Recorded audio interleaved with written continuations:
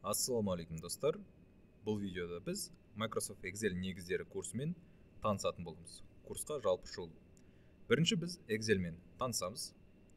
Танысу бізде интерфейспен танысу болады.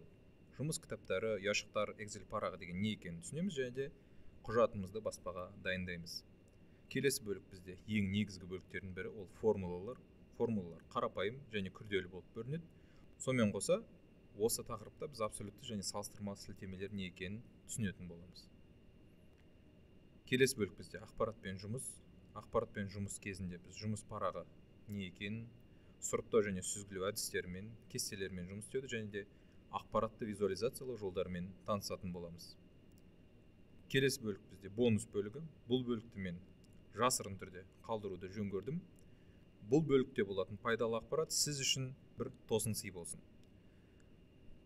Сіздерге осы шолу ұнаса, осы курсты күтсеңіз, онда пікір қалдырып кетіңіз және достарыңызға осы видеоны таратып жіберіңіз. Барынша белсенді болсаңыздар, соғұрлым бұл курс тезірек шығады.